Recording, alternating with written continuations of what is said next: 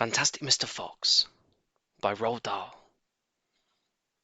Chapter 1. The Three Farmers. Down in the valley there were 3 farms. The owners of these farms had done well. They were rich men. They were also nasty men. All 3 of them were about as nasty and mean as any men you could meet. Their names were Farmer Boggis, Farmer Bunce, and Farmer Bean. Boggis was a chicken farmer. He kept thousands of chickens. He was also enormously fat. This was because he ate 3 boiled chickens smothered with dumplings every day for breakfast, lunch, and supper. Bunce was a duck and goose farmer. He kept thousands of ducks and geese. He was a kind of pot-bellied dwarf. He was so short his chin would have been underwater in the shallow end of any swimming pool in the world. His food was donuts and goose livers. He mashed the livers into a disgusting paste and then stuffed the paste into donuts. This diet gave him a tummy ache and a beastly temper. Bean was a turkey and apple farmer. He kept thousands of turkeys in an orchard full of apple trees. He never ate any food at all.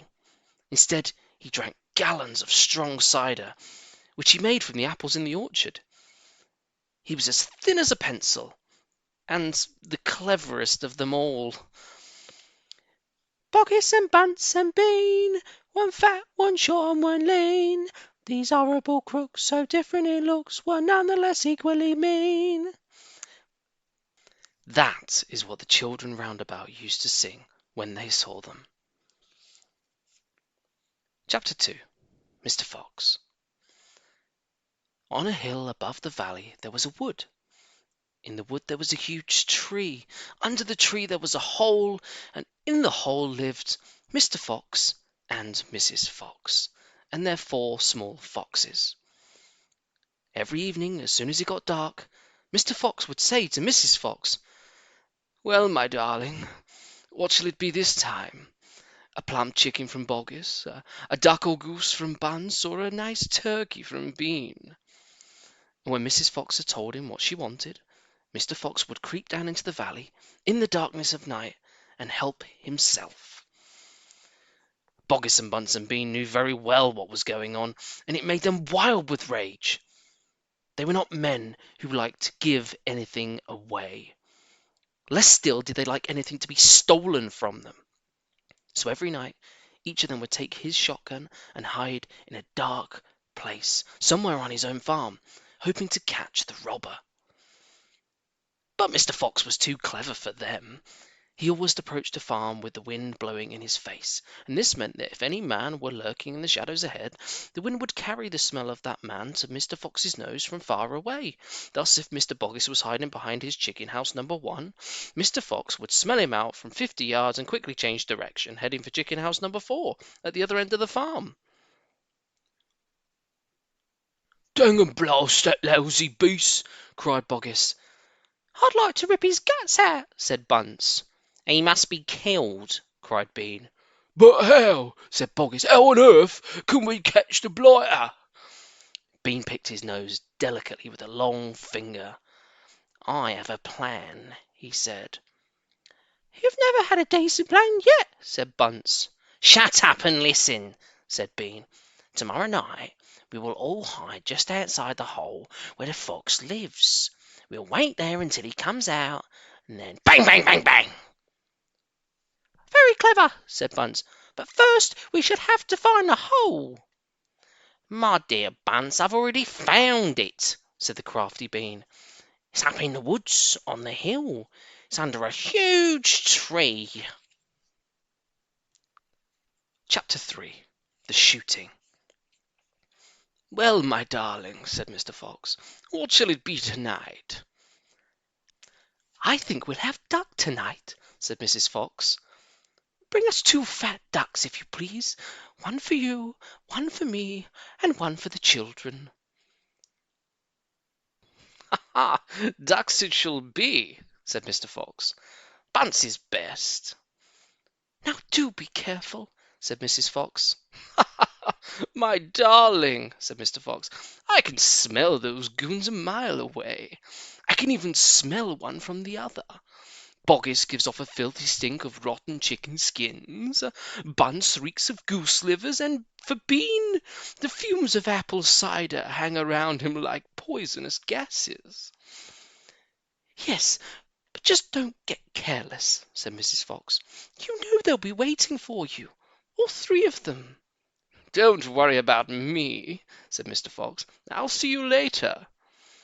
Mr. Fox would not have been quite so cocky had he known exactly where the three farmers were waiting at that moment.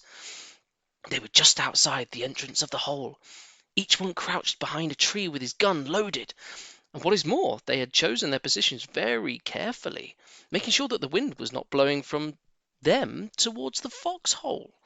In fact, it was blowing in the opposite direction. There was no chance of them being smelled out. Mr. Fox crept up the dark tunnel to the mouth of the hole. He poked his long, handsome face out into the night air and sniffed once. He moved an inch or two forward and stopped. He sniffed again. He was always especially careful when coming out of his hole. He inched forward a little bit more. The front half of his body was now in the open. His black nose twitched from side to side, sniffing and sniffing for the scent of danger. He found none, and he was just about to go trotting forward into the wood when he heard, or thought he heard, a tiny noise. A soft rustling sound, as though someone had moved a foot ever so gently through a patch of dry leaves. Mr. Fox flattened his body against the ground and lay very still, ears pricked up. He waited a long time, but he heard nothing more. It must have been a field mouse, he told himself, or some other small animal. He crept a little further out of the hole, then further still. He was almost right out in the open now. He took a last careful look round. The wood was murky and very still. Somewhere in the sky the moon was shining. Just then his sharp eyes caught a glint of something bright behind a tree not far away. It was a small silver speck of moonlight shining on a polished surface. Mr. Fox lay still, watching it. What on earth is that? Now it was moving. It was coming up and up. Oh, great heavens! It was the barrel of a shotgun! Quick as a whip, Mr. Fox jumped back into the hole, and at that same instant the entire wood seemed to explode around him. Bang, bang, bang, bang, bang, bang, bang! The smoke from the three guns floated upward in the night air. Boggis and Bunce and Bean came out from behind their trees and walked towards the hole. "Did we get him?" said Bean. One of them shone a flashlight on the hole, and there, on the ground, in a circle of light, half in and half out the hole, lay the poor tattered blood-stained remains of a fox's tail. Bean picked it up. "We got the tail, but we missed the fox," he said, tossing the thing away. "Dang and blast," said Boggis. "We shot too late. We should have let fly the moment he poked his head out." "He won't be poking it out again in a hurry," Bunce said. Bean pulled a flask from his pocket and took a swig of cider. Then he said, "It'll take 3 days at least before he gets angry enough to come out again. I'm not sitting round here waiting for that. Let's dig him out." "Oh," said Boggis, "now you're talking sense. We can dig him out in a couple of hours. We know he's there." "I reckon there's a whole family of 'em down that hole," Bunce said. "Then we'll have the lots," said Bean. "Get the shovels." Chapter 4. The Terrible Shovels. Down the hole, Mrs. Fox was tenderly licking the stump of Mr. Fox's tail to stop the bleeding. "It was the finest tail for miles around," she said between licks. "It hurts," said Mr. Fox. "I know it does, sweetheart, but it'll soon get better." "And it'll soon grow again, Dad," said one of the small foxes. "It'll never grow again," said Mr. Fox. "I shall be tailless for the rest of my life." He looked very glum. There was no food for the foxes that night, and soon the children dozed off. Then Mrs. Fox dozed off. But Mr. Fox couldn't sleep because of the pain in the stump of his tail. "Well," he thought, "I suppose I'm lucky to be alive at all. And now they've found our hole, we're going to have to move out as soon as possible. We'll never get any peace if we—" What was that? He turned his head sharply and listened. The noise he heard now was the most frightening noise a fox can ever hear. The scrape, scrape, scraping of shovels digging into the soil. "Wake up!" he shouted. "They're digging us out!" Mrs. Fox was wide awake in 1 second. She sat up, quivering all over. "Are you sure that's it?" she whispered. "I'm positive. Listen." "They'll kill the children!" cried Mrs. Fox. "Never!" said Mr. Fox. "But, darling, they will!" sobbed Mrs. Fox. "You know they will!" Scrunch, scrunch, scrunch went the shovels above their heads. Small stones and bits of earth began falling from the roof of the tunnel. "How will they kill us, Mummy?" asked one of the small foxes. His round black eyes were huge with fright. Will there be dogs?" he said.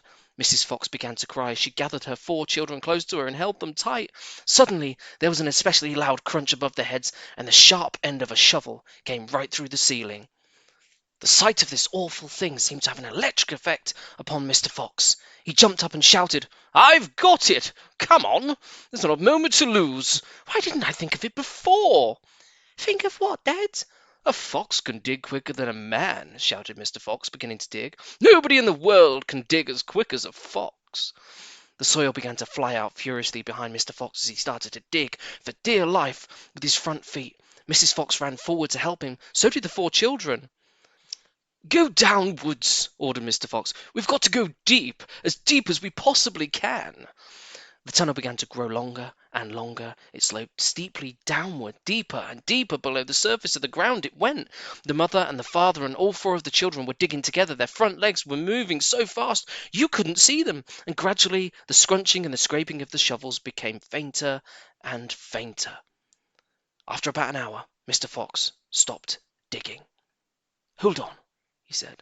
They all stopped. They turned and looked back up the long tunnel they had just dug. All was quiet. "Phew," said Mr. Fox. "I think we've done it. They'll never get as deep as this. Well done, everybody." They all sat down, panting for breath, and Mrs. Fox said to her children, "I should like you to know that if it wasn't for your father, we should all be dead by now. Your father is a fantastic fox." Mr. Fox looked at his wife, and she smiled. He loved her more than ever when she said things like that. Chapter 5. The Terrible Tractors. As the sun rose the next morning, Boggis and Bunce and Bean were still digging. They had dug a hole so deep you could have put a house into it, but they had not yet come to the end of the fox's tunnel. They were all very tired and cross.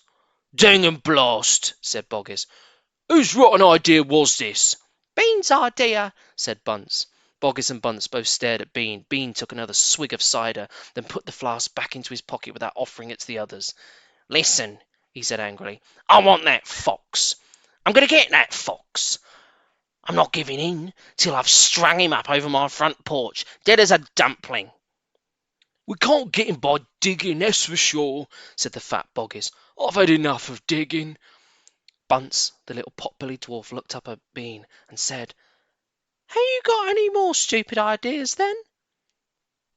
"What?" said Bean. "I can't hear ya." Bean never took a bath. He never even washed. As a result, his ear holes were clogged with all kinds of muck and wax and bits of chewing gum and dead flies and stuff like that. This made him deaf. "Speak louder," he said to Bunce, and Bunce shouted back, "Got any more stupid ideas?" Bean rubbed the back of his neck with a dirty finger. He had a boil coming there, and it itched. "What we need on this job," he said, "is machines.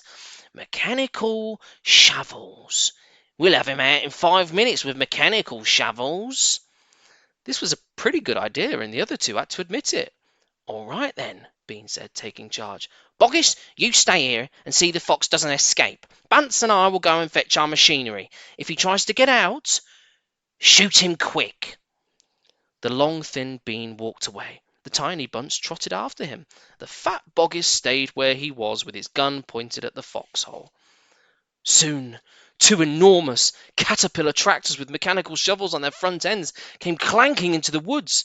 Bean was driving one, Bunce the other. The machines were both black. They were murderous and brutal-looking monsters.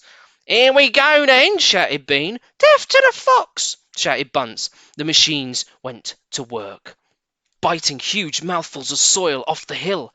The big tree under which Mr. Fox had dug his hole in the first place was toppled like a matchstick. On all sides, rocks were sent flying and trees were falling, and the noise was deafening. Down the tunnel, the foxes crouched, listening to the terrible clanging and banging overhead. "What's happening, Dad?" cried the small foxes. "What are they doing?" Mr. Fox didn't know what was happening or what they were doing. "It's an earthquake!" cried Mrs. Fox. "Look!" said one of the small foxes. "Our tunnel's got shorter. I can see daylight." They all looked round, and yes, the mouth of the tunnel was only a few feet away from them now, and in the circle of daylight beyond that they could see two huge black tractors almost on top of them. "Tractors!" shouted Mr. Fox, "and mechanical shovels! Dig for your lives! Dig, dig, dig!"